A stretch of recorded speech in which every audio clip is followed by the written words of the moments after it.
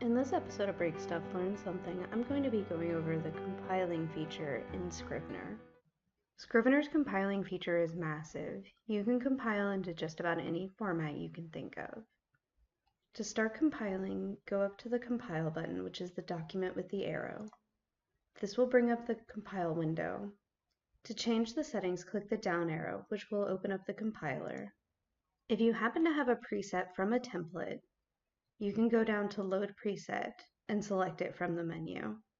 But for the tutorial, we are going to create our own settings. The first selection is Contents. This allows you to choose what all you want to be compiled. Checking and unchecking these boxes allows you to pick and choose from the list. You can also add front matter or your table of contents from your research binder. The Separators tab allows you to determine which separators you want between your documents.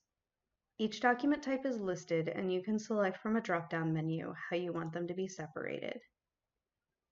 The Formatting tab allows you to select the different types of formatting for each level of document, whether it's folders, multiple documents, or single documents. You can include title, metadata, synopsis, notes, or text. Just check or uncheck the different boxes to include them. By pressing Options, you can also insert subtitles or place your notes after the text. The Transformations tab allows you to convert between the different document types. Depending on the file type, some things cannot be converted directly from the Scrivener project file. In order to reconcile this and maintain your formatting, you can convert and transform these things in this panel. You can also make final word replacements. The Footnotes and Comments tab allows you to choose what happens to footnotes and comments whenever they are exported. It also includes your font type for footnotes, and it allows you to choose what comments and annotations will appear as in the final document. Selecting this drop-down menu allows you to choose whether they will be margin, inline footnotes, or endnotes.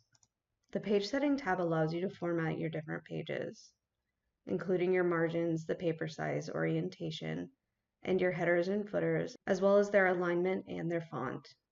The Compile For drop-down menu allows you to choose which document type and extension you need. You can choose from anything from a basic PDF or plain text document, all the way to ebooks and HTML. Scrivener recommends that you utilize a dedicated word processor after compiling your documents to make sure that all of your formatting is correct. This has been an extremely basic overview of the compile feature in Scrivener for Windows.